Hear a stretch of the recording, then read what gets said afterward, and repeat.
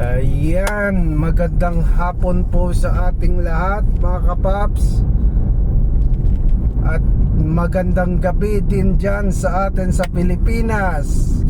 Sa ibang panig ng mundo, alam ko gabi na rin, lalo na sa Middle East. Medyo ano na rin, no? Sa ibang ano ng Middle East, gabi na rin. So, yan.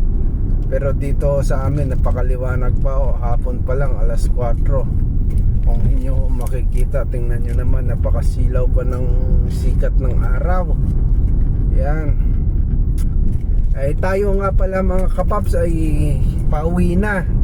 Kakatapos lang natin ng trabaho. So ang trabaho natin hanggang alas 4 lang. Kaya yan, nakauwi tayo ngayon ng maaga. Ngayon lang mga kapaps, kasi kadalasan na uwi natin alas 6. 7 to 6 tayo for kung minsan 5 days, mga ganon. Kaya minsan makikita nyo tayo naka video ng ganito, pagod na pagod ang itsura natin mga kapaps. Yan, ewan ko kung pangit ata mga kapaps ang ano ng video ko, masilaw, di ba? Dahil nga nagre-reflect ko sa ano ng araw. Yan. Yan, may makakuha naman na medyo maganda mga kapaps, hindi masilaw, di ba? Yan. Ay mula ngayon ng mga kapaps, gusto ko na rin mag-vlog ng paganito dahil nga siyempre bawal naman sa kaimita ang may music tayong ilalagay sa ating mga video. So, yan.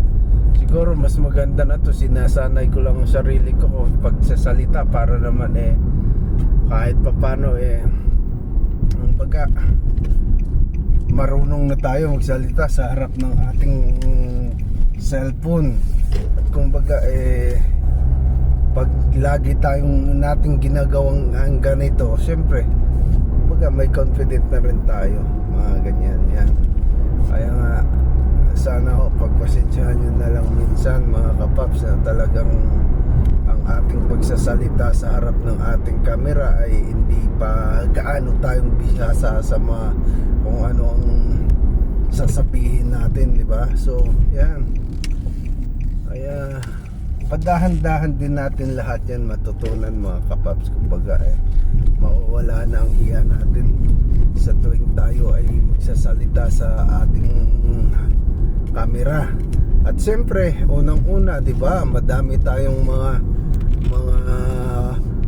kaibigan, followers na makikita nila kung paano tayo magsasalita sa ating mga video na ginagawa. So, siyempre kumbaga nakakahiya din.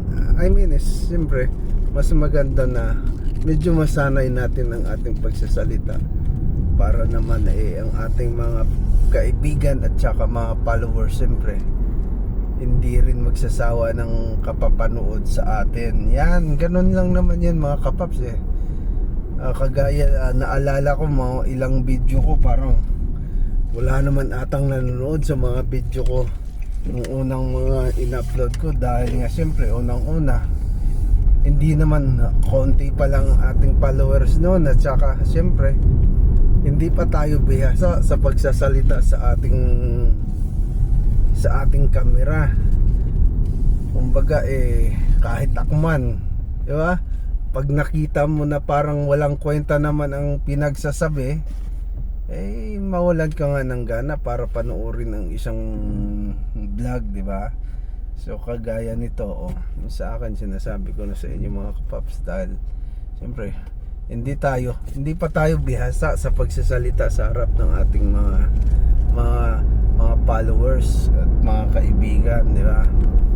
Kaya ano lang, kumbaga masasanay din tayo. Hindi naman nakukuha yan sa isang pagbablog lang. Kumbaga lahat naman madadaanan natin yan ang mga parang ano din yan, parang buhay din natin yan na araw-araw mahinaharap tayo sa ating buhay, di ba? Ganun lang.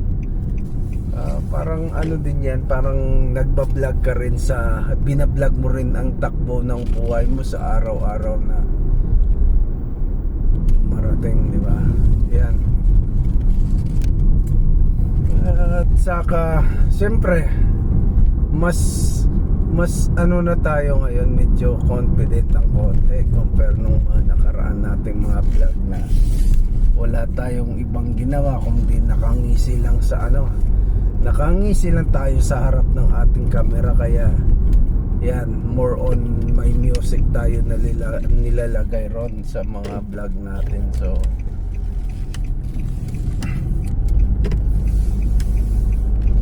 pag nasanay tayo ng mga ilang weeks, yan, pag natuloy-tuloy naman ang pag-vlog, kumbaga everyday naman na nagba-vlog ka, siyempre may madagdag naman na